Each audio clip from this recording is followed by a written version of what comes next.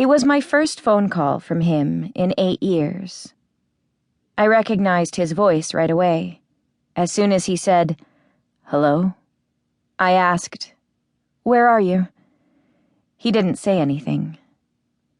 8 years. It was not a short length of time. Broken down into hours, the number would be unimaginable. I say it had been 8 years, but we had stopped talking even before then. Once at some get-together with friends, we had avoided each other's eyes the entire time. And only when everyone was parting ways did we briefly take each other's hand without the others seeing. That was it. I don't remember where we were, only that it was after midnight, summer, and we were standing in front of some steep staircase in a hidden corner of the city. There must have been a fruit stand nearby. The scent floating in the humid air reminded me of biting into a plum. Taking his hand and letting it go was my way of saying goodbye. I did not know what he was thinking, but for me, all of the words I wanted to say to him had collected inside me like pearls. I could not bring myself to say goodbye or see you later. If I had opened my mouth to say a single word, all of the other expired words would have followed and spilled to the ground, as if the string that held them together had snapped. Since I still clung to the memory of how we had grown and matured together, I was vexed by the thought that there would be no controlling my feelings once they came undone. But outwardly, I feigned a look of composure. I did not want to spoil my memories of how we used to rely on each other. Time is never fair or easy for anyone, not now and not 8 years ago.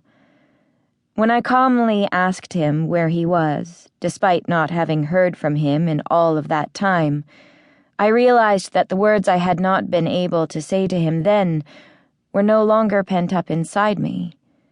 Nor did I need to pretend to be fine in order to mask any tumultuous emotions. I mean it when I say I asked him that question calmly. What happened to those words that once drove me to wander aimlessly, my mind filled with doubt and sadness? Those bitter feelings, those aches that speared my heart whenever I was alone.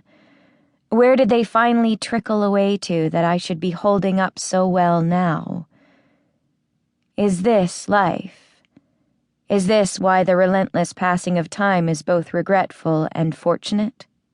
Back when I was caught in the whirling current and could not swim my way out, someone I have since forgotten told me, "This, too, shall pass." I suppose this was proof. That advice applies both to those who suffer and to those whose lives are filled with abundance. To one, it gives the strength to endure. To the other, the strength to be humble. The silence lengthened between us.